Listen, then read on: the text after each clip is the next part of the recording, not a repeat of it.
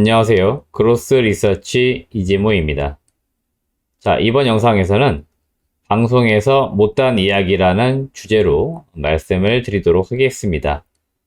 제가 현재 한국경제TV 출발 증시라고 하는 프로그램에 출연을 하고 있습니다. 그래서 여기에서 체크포인트 3가지씩 말씀드리고 있는데 방송에서 미처 다 이야기 못한 내용들 그거 부연적으로 설명을 좀 드리도록 하겠습니다.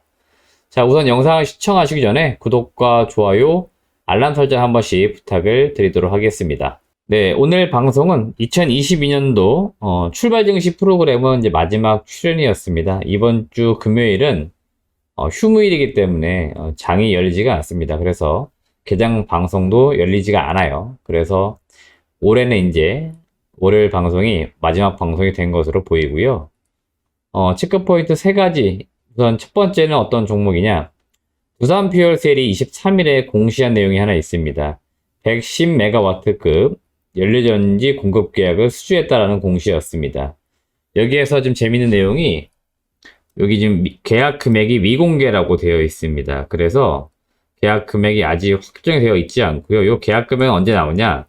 유보기한을 뒀어요. 24년도 5월 31일까지 유보기한이 있는데 요거 종료가 되면은 계약 금액을 다시 공시할 예정이라고 합니다. 우선 계약 상대방은 한국전력기술, 금호건설, LS 일렉트릭입니다. 그래서 국내에 일단 들어가는 것으로 보이고요. 또 하나 중요한 내용은 뭐냐면 올해 두산퓨얼셀이 얼마 정도 수주를 목표로 하고 있습니다. 이런 공시한 적이 있어요. 그런데 그 금액, 그 어떤 규모를 보니까 240메가와트 정도 규모의 연료전지 수주를 한다라고 목표를 잡았는데 우선은 연말 다 와가지고 목표했던 수주는 달성된 것으로 보입니다. 그래서 277메가와트까지 연료전지 공급 계약 수주를 지금 따냈다 이렇게 보시면 됩니다. 사실 올해 두산퓨얼셀이 2월 정도일 겁니다.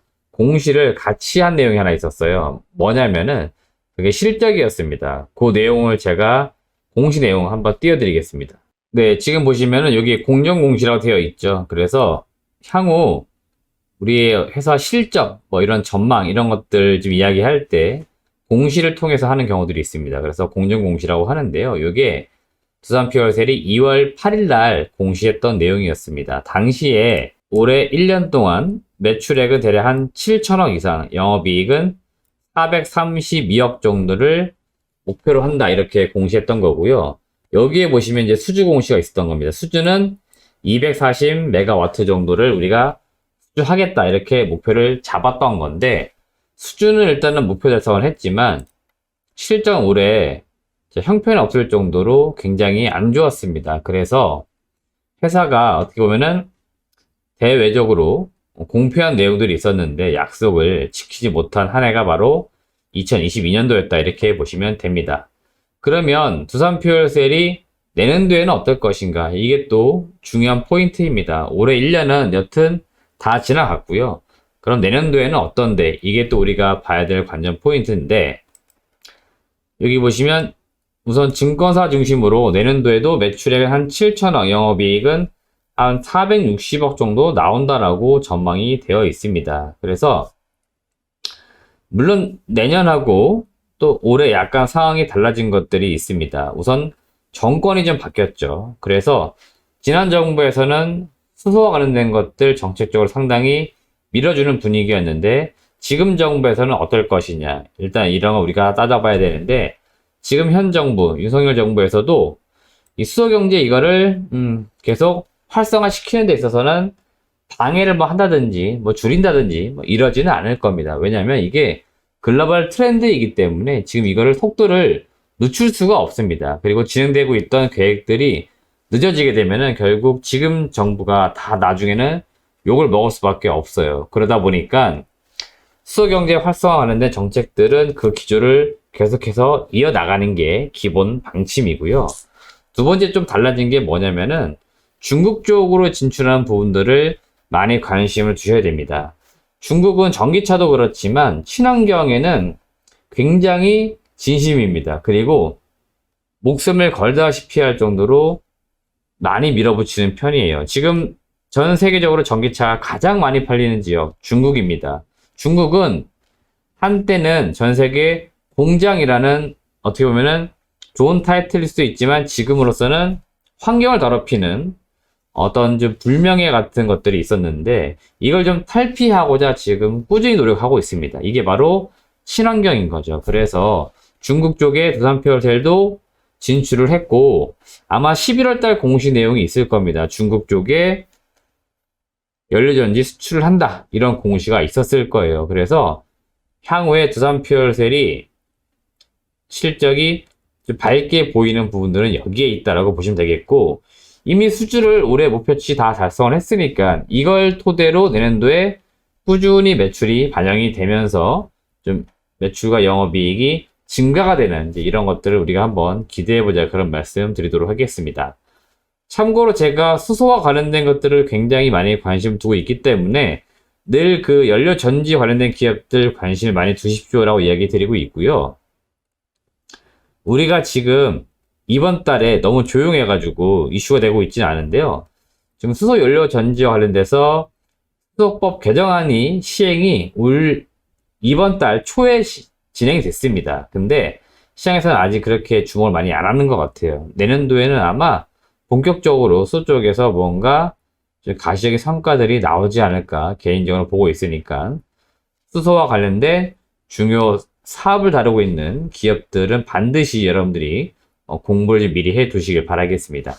두 번째 체크 포인트는 LG 이노텍과 관련된 내용입니다. 역시나 23일에 공시된 내용이 하나 있는데요. 투자 금액은 1조 한 6,500억 정도 되겠고요. 투자 목적이 광학 솔루션 사업의 신모델 그리고 신사업 캐파 확보를 위해서 선행 투자를 한다. 이런 식으로 공시가 된 내용입니다. 그래서 어디로 어떻게 투자가 되는지는 모르지만 광학 솔루션 쪽이니까 카메라 모듈과 관련된 주요 사업 쪽으로 투자가 이루어질 것이고 아마 이 제품들은 당연히 주요 고객사인 애플 쪽으로 많이 들어가게 될 것이다. 이거를 또 많이 기대하는 것으로 보입니다. 그래서 증권사에서는 지금 요 투자 금액이 각각 요렇게 나뉘어 가지고 투자가 될 거다라고 추정을 하고 있는데 첫 번째는 액추에이터 및 토일 디대줌 관련한 투자다라고 이야기를 하고 있어요. 요거는 우선 LG 이노텍이 CES 2023에 참석을 하는데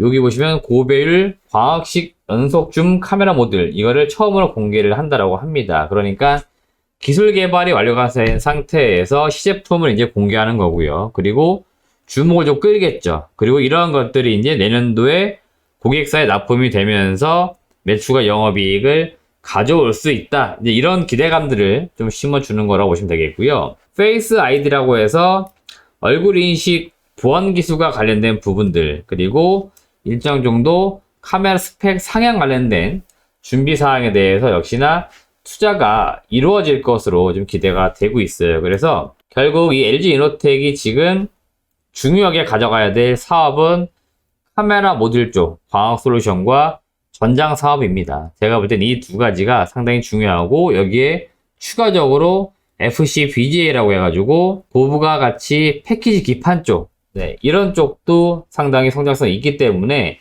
이걸 토대로 해서 좀 꾸준하게 성장을 시켜야 될 기업 여기가 바로 LG 이노텍이다라고 보시면 되겠습니다. 그래서 이 공시가 된 이후에 오늘 장중이지만 일단 LG 이노텍도 개장 초반에 좀 주가가 좀 오르는 모습을 보였고요. 전체적으로 애플향 밸류체인을 가지고 있는 부품사들이 오늘 좀 시장에서 상대적으로 좀 오르는 모습을 보였다라고 보시면 되겠습니다. 이 내용들은 꾸준히 다시 한번 기사가 나올 것 같아요. 어디에 들어가고 언제 출시가 되고 구체적인 이야기들이 세부적으로 나올 것 같으니까 그런 것들 한 번씩 더 기사를 읽어봐 주시길 바라겠습니다. 네, 다음은 시간의 특징주입니다. 첫 번째는 IG의 비전인데요. 9.95% 상승을 했고요.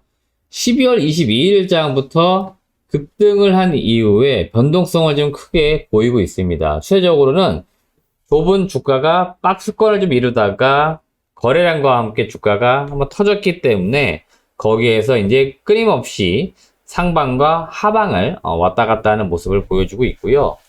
오늘도 개장 초반에 주가가 급등해서 출발을 했다가 차익 실현 매물이 나오면서 또다시 밀리면서 음봉으로 지금 전환된 상태다라고 말씀드릴 수 있겠습니다. 두 번째 종목은 일동홀딩스라고 하는 기업인데요. 시간에서 7.21% 정도 올랐고요.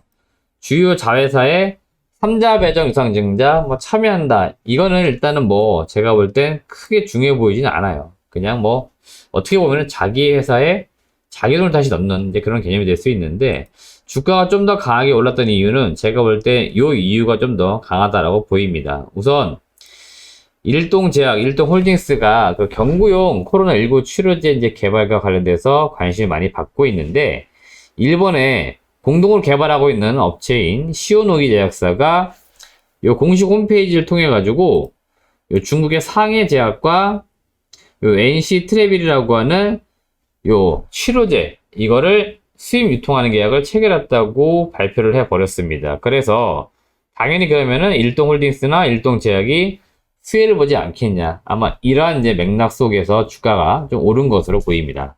세 번째는 세종텔레콤이 시간에서 역시 9.7 정도 오른 내용인데, 역시나 12월 22일부터 해서 주가가 변동성을 좀 보이고 있어요. 그래서 이 종목 역시 항상 펀더멘털보다는 테마로 많이 움직이는데, 지금 현재 국내 통신 3사를 제외하고 제4 이동통신 사업자에게 뭔가 기회를 준다. 그럴 때마다 주가가 올라갔다가 다시 내려오는 이제 그런 모습이 반복이 되는 그런 기업 중에 하나이고요.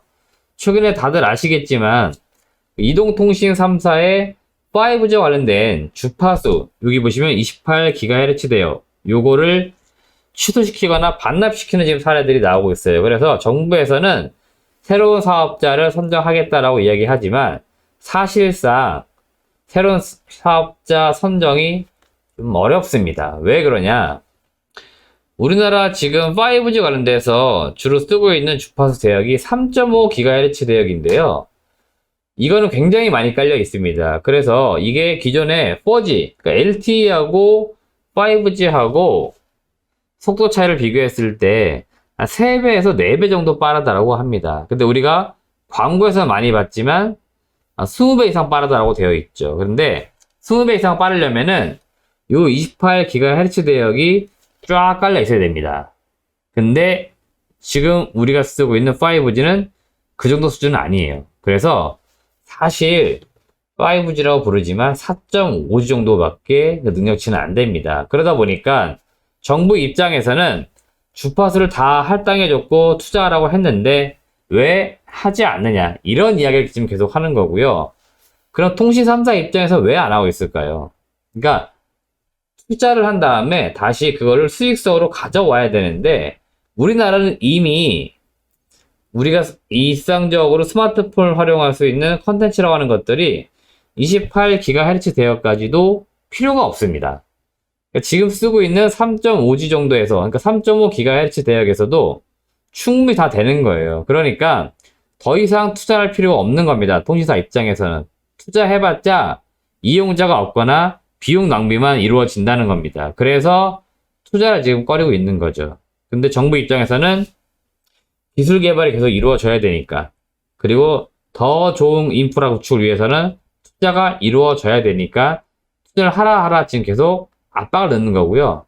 결국 지금 통신사들은 그럼 안 한다고 이제 그렇게 배짱을 놓으니까 주파수를 이제 취소해 버린 거죠. 회수해 버린 겁니다. 그래서 이것 때문에 새로운 사업자를 지금 적극 추진한다. 하지만 제가 볼 땐 거의 가능성은 없다. 그래서 세종텔레콤은 그냥 역시나 이벤트로 잠깐 올랐다가 내려갈 것이다라고 보시면 되겠습니다. 네, 제 예상대로 역시나 시초가는 한 9% 정도까지 올라갔다가 지금은 현재 장중이지만 한 1%대 정도에서 거래가 되고 있습니다. 오늘 공략주는 하이비전 시스템인데요. 이 종목은 앞서 그 LG 이노텍 시설투자 이야기 제가 말씀을 드렸는데, 이거랑 맞물려 가지고 지금 수혜주 딱 떠오르는 기업이 하이비전 시스템이기 때문에 바로 그냥 추천을 드렸습니다. 여기 보시면 고객사가 증설할 때, 장비 교체할 때 수익이 크게 발생이 됩니다. 근데 LG 이노텍이 지금 많은 업종에서 투자를 꺼리는 시기입니다. 근데 과감하게 투자 결정을 했어요.